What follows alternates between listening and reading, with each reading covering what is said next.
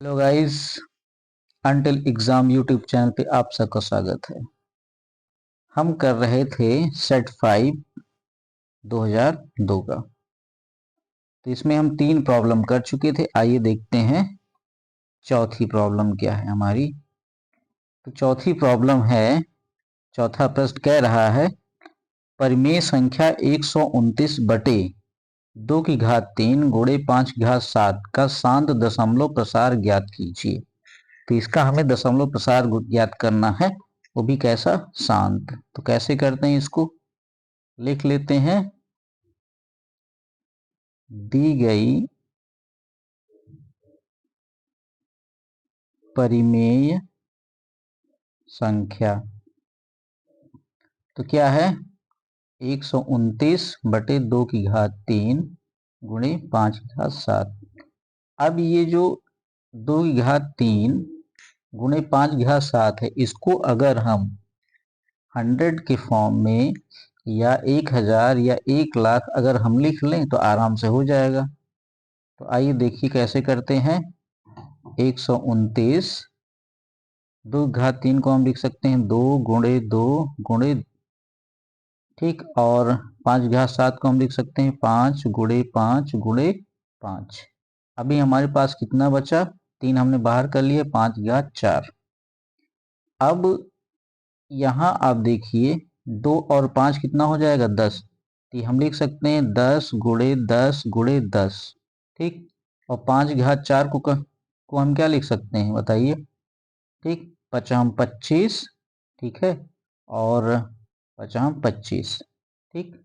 अब ये 25 ये 25, यहाँ जीरो हमें कैसे मिलेगा, जब यहाँ हम 4 का गुणा कर दें और यहाँ हम 4 का गुणा कर दें, ठीक है। अब अगर हम नीचे 4 4 का गुणा करेंगे तो सेम हमें क्या करना है, ऊपर भी यही चीज करना है ताकि कुछ फर्क ना पड़े। तो देखिए 129, ठीक, जो 129 है इसमें हम 4 का और 4 का गुणा करेंगे। नीचे हमारा 10 गुणे 10 गुणे 10 है, ठीक। अब 25 गुणे 4 हो गया, फिर 25 गुणे 4 हो गया। अब देखिए ऊपर कितना हो जाएगा, 129 4 चौक 16, ठीक। और नीचे कितना हमारा हो जाएगा, ये मिलके हो जाएगा 1000। और यहाँ पे 25 चौका 100, यहाँ पे 25 चौका 100। ऊपर हमारा कितना आ जाएगा, 16 मैया 144, हासिल कितना आया हमारे पास 14, 16 दूनी 32, ठीक। 32 और 14 ये कितना हो जाएगा, 4 2 6 3 1 4 46, 46 के 6 हासिल कितना आ जाएगा 4, 16 एक का नम 16, 16 में 4 जोड़िए तो कितना हो जाएगा 20। तो इस तरह हमारे पास ऊपर मल्टीप्लाई करेंगे 2064 आ गया। नीचे कितना हो जाएगा हमारे पास, देखिए 3 जीरो यहाँ 4 जीरो इधर, तो मिलके कितना हो जाएगा बताइए, सीधे सीधे हमारे पास कितने जीरो बढ़ जाएंगे, 7, ठीक।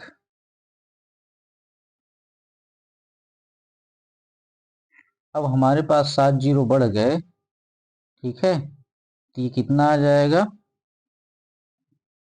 264 बटे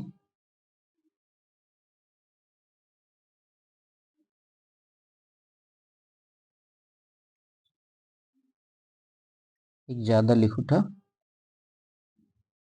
7, ठीक। अब इसको जब हम भाग करेंगे, इसको जब हम भाग करेंगे तो देखिए कितना आ जाएगा, सीधे सीधे यहाँ पे कितना है 4 है, 3 हमें और एडजस्ट करना है, तो 0.00002064, यही हमारा क्या हो जाएगा, आंसर हो जाएगा, ठीक। जब हम भाग करेंगे तो इतना आ जाएगा। अब अगला प्रश्न हम देखते हैं। तो अगला प्रश्न जो है हमारा,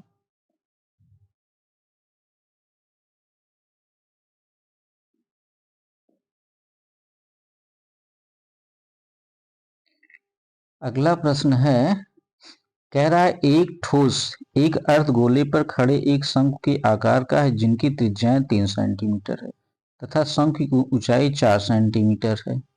इस ठोस का संपूर्ण पृष्ठीय क्षेत्रफल पाई के पदों में ज्ञात कीजिए। ठीक है, तो पहले हम चित्र बनाते हैं। ये हमारा क्या है, एक अर्धगोला है। ठीक है, इसी को ऊपर क्या है, एक शंकु है खड़ा।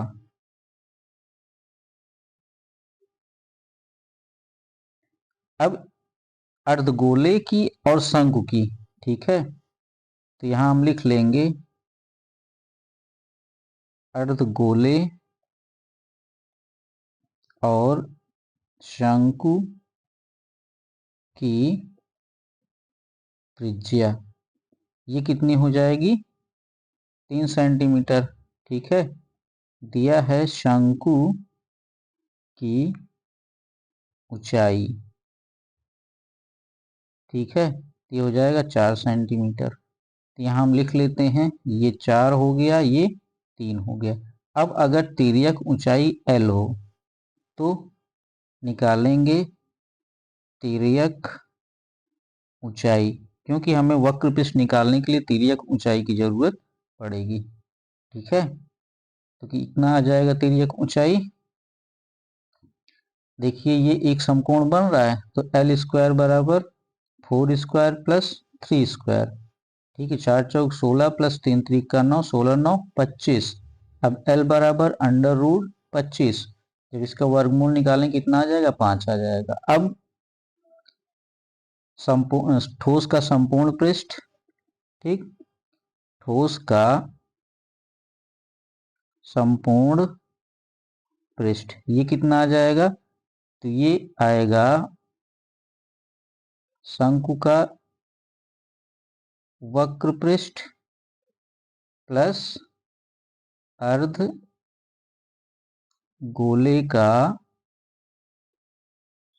वक्र पृष्ठ।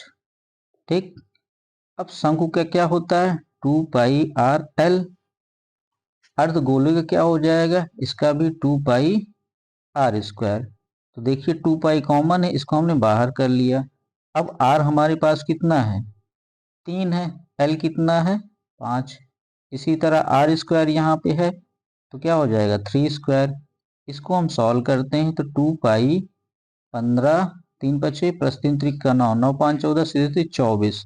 ठीक है, तो ये सॉल्व होके आ जाएगा 48 पाई, ठीक, सेंटीमीटर स्क्वायर। ये हमारा क्या हो जाएगा, संपूर्ण पृष्ठ। ठीक है, आशा करता हूं समझ में आ गया होगा। अब अगली प्रॉब्लम देखते हैं।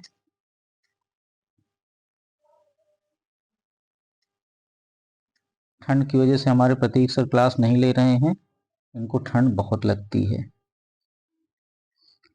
उनका सारा काम इस समय हमें करना पड़ रहा है। चलिए देखते हैं अगली स्लाइड में। तो अगली प्रॉब्लम है, ठीक, अब इसमें त्रिभुज का क्षेत्रफल है, तो इससे पहले वाला जो वीडियो है उसमें हम इसको बता चुके हैं, ये वाली प्रॉब्लम। देखते हैं डी वाला।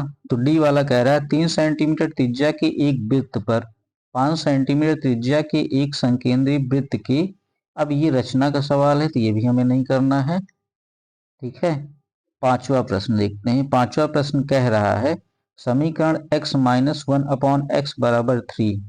ठीक है, x का मान 0 नहीं होना चाहिए कि मूल ज्ञात कीजिए। तो लिखेंगे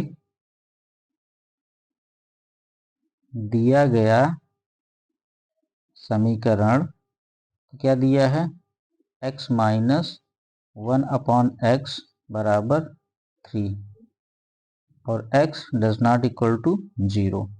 ठीक, अब इसको तिर्यक गुणा करते हैं तो एक्स स्क्वायर माइनस 1 हो जाएगा बराबर 3x। अब एक तरफ सब कर लेते हैं। ठीक है, जब सब एक तरफ कर लेंगे तो सब एक तरफ कर लेते हैं तो क्या आ जाएगा, एक्स स्क्वायर माइनस का 3x माइनस 1 बराबर 0।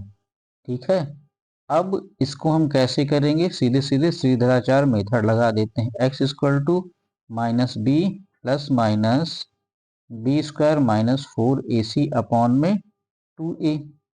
अब हमारे पास जो समीकरण दिया गया है, ठीक है, यहाँ से a इक्वल टू क्या है, 1 है, b इक्वल टू क्या है, -3 है, सी इक्वल टू क्या है, -1 है। सारे मान रखते हैं तो एक्स इक्वल टू क्या हो जाएगा, -b। तो माइनस और माइनस मिलके कितना हो जाएगा, प्लस हो जाएगा। ठीक इसी तरह -3 का स्क्वायर -4, ए का मान कितना है 1 और बी का मान कितना है, सी का मान -1 अपॉन में 2a। अब इसको हम सॉल्व करते हैं तो 3 प्लस माइनस 3 3 का 9 और ये प्लस क्या हो जाएगा 4 अपॉन में 2। तो इस तरह आ जाएगा 3 प्लस माइनस 9 4 13/2। तो देखिए हमारे पास जो मान आएगा x इक्वल टू 3 प्लस √13/2 और 3 माइनस √13/2। तो इस तरह हमें x के दो मान मिल जाएंगे। ठीक है, आशा करता हूँ समझ में आ गया होगा। अब अगली प्रॉब्लम हम देखते हैं। तो अगला सवाल है, कह रहा है कि एक समकोण त्रिभुज में सिद्ध कीजिए कि कर्ण का वर्ग शेष दो भुजाओं के वर्गों के योगफल के बराबर होता है। चलिए करते हैं इसको।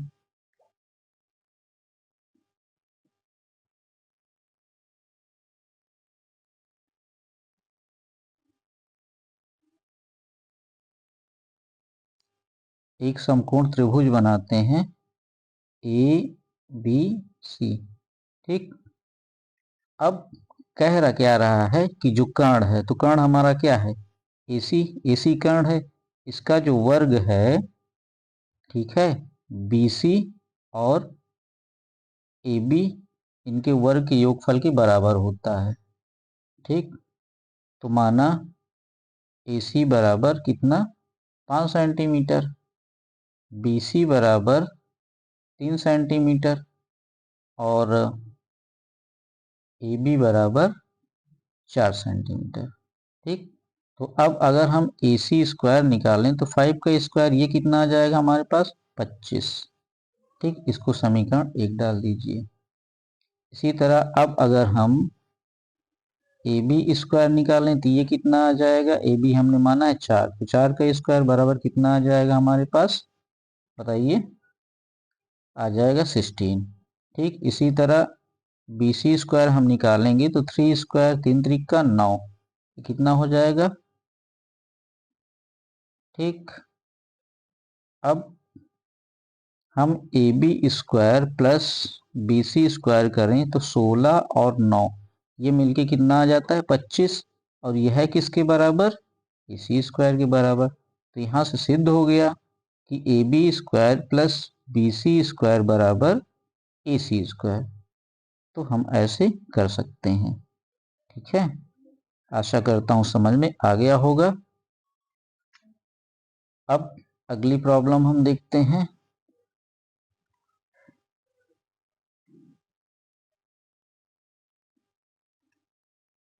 तो हमारे पास अगला सवाल जो है वो माध्य निकालना है। तो हम एक सारणी पहले बनाते हैं, वर्ग अंतराल। ठीक, वर्ग अंतराल के बाद हम क्या लिखेंगे, बताइए, फिर हम लिखेंगे मध्यमान। ठीक, फिर हम लिखते हैं बारंबारता। तो अब वर्ग अंतराल क्या है 500 और 520 का। ठीक है, फिर 520 और 540, फिर 540 560, फिर 560 से 580, फिर 580 से 600। ठीक है, अब इनका मध्यमान क्या आएगा, दोनों को योग करके 2 से डिवाइड करना है। तो क्या आ जाएगा 510, ठीक है, 530, 550, ठीक है, 570, 500 आ जाएगा 90। ठीक है, तो इसको हम किस फार्मूले से करते हैं, ठीक है, कल्पित माध्य से, A प्लस, ठीक है, सिग्मा F UI अपॉन में सिग्मा एफ इंटू एच। ठीक है, तो यहाँ पे ए हम मान लेते हैं, हमारा कितना हो जाएगा 550, इसको हम ए मान लेते हैं। बारंबारता देख लेते हैं क्या दी गई है। बारंबारता है 12, 14, 8, 6, 10। अब हम निकालते हैं, अगर मध्यमान x है तो हम निकालेंगे x माइनस का a। जब x माइनस a करेंगे तो देखिए 550 से, ठीक है, 510 से जब 550 हम घटाएंगे कितना आ जाएगा माइनस का 40। इसी तरह अब इसमें हमें भाग किससे करना है, ठीक है, तो भाग हमें करना है h। ठीक है, तो h कितना है यहाँ पे बताइए 20 है। तो इस तरह ये जो आया है, जब 20 से भाग करेंगे तो कितना आ जाएगा माइनस का 2। ठीक, इसी तरह 530 से हम 550 घटाएंगे कितना आ जाएगा -20, और 20 से भाग करना है तो माइनस का 1 आ जाएगा। इसी तरह ये कितना आ जाएगा 0, ये 1 हो जाएगा, और ये कितना आ जाएगा 2। ठीक है, तो अब हमें क्या निकालना है, ये क्या आया आपका u। हमें अब निकालना है f इंटू यू। जब f इंटू यू निकालेंगे तो देखिए बारंबारता 12 है, माइनस का 24 आ जाएगा, माइनस का 14 हो जाएगा, 0 आ जाएगा, 6 हो जाएगा, और 10 दूनी 20 आ जाएगा। ठीक, तो इस तरह यहाँ पे समेसन f कितना आएगा, ठीक है, तो ये हो जाएगा 4 2 6, 8 6 14, 14 26 के 0 हासिल लगा 2। ठीक है, 1 2 3 2 5, 50 आ जाएगा समेशन f सिग्मा f। और ये कितना आ जाएगा, ठीक है, तो ये हमारे पास 20 6 26। ठीक है, तो ये हमारे पास आएगा 20 6 26, 26, और हमें माइनस कितना करना है 4 4 8। ठीक है, 2 1 3, तो ये आ जाएगा सीधे सीधे माइनस का 12। ठीक है, तो जो हमारा FU है वो कितना है 12। अब सारे मान रख दीजिए, ये हमने कितना माना है 550। ठीक है, अब FU हमारे पास माइनस में आ रहा है 12, F कितना है हमारे पास 50। ठीक है, H कितना है हमारे पास 20। ठीक है, अब इसको जब हम हल करते हैं तो देखिए 0 से 0 कैंसिल हो गया। ठीक है, आ जाएगा 550 माइनस का 12 दूनी 24, और बटे 5। इसको जब हम हल करते हैं तो 5 0 0 पचाम 25, और पचाम 25 2 27, 27 माइनस का 24 बटे 5।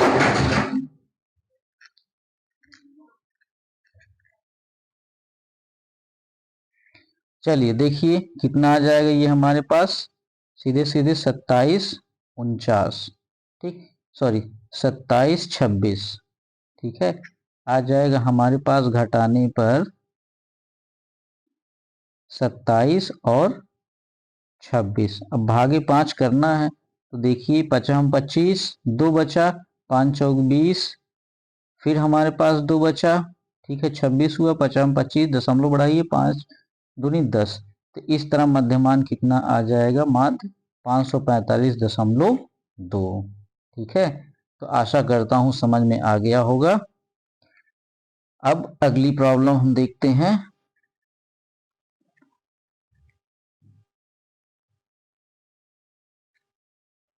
तो हमारे पास D, ठीक है, जो D वाला सवाल है, तो D वाला सवाल है, इसमें कह रहा है, ठीक है, D का जो पहला है कह रहा है sin 60 cos 30 माइनस का sin 30 cos 60। ये किसका मान बन रहा है, सीधे सीधे sin A माइनस बी। ठीक है, ये फार्मूला बन रहा है, तो कितना आ जाएगा साइन का 30। अब साइन 30 का मान क्या होता है 1/2। तो ये देखिए यही हमें क्या करना था, प्रूव करना था। इसका सेकेंड पार्ट, ठीक है। तो इसका जो सेकंड पार्ट है तो कह रहा है tan 52 degree, tan 60 degree, tan 38 degree और उसके बाद tan 30 डिग्री बराबर 1, ये प्रूव करना है हमें। तो tan 52 डिग्री हम एज इट इज रहने देते हैं, tan 60 डिग्री इसको भी एज इट इज रहने देते हैं। tan 38 को हम क्या लिख सकते हैं, 90 माइनस का 52। tan 30 को क्या लिख सकते हैं, tan 90 माइनस 60। अब tan 52 as it is, tan 60 degree as it is, tan 90 minus 52 इसको हम क्या कर सकते हैं, कॉट में चेंज हो जाएगा, ये कॉट 52 डिग्री। इसी तरह कॉट 60 डिग्री ये हो जाएगा। अब tan और कॉट क्या होता है, tan और कॉट मिलके 1 हो जाता है। तो देखिए tan 52 डिग्री और कॉट 52 डिग्री एक साथ करिए, फिर tan 60 डिग्री कॉट 60 डिग्री एक साथ करिए। अब ये क्या हो जाएगा, 1 हो जाएगा, ये क्या हो जाएगा, 1 हो जाएगा। ठीक है, तो दोनों मिलके क्या हो जाएंगे, 1। तो इस तरह इसको हम हल कर लेते हैं। ठीक है,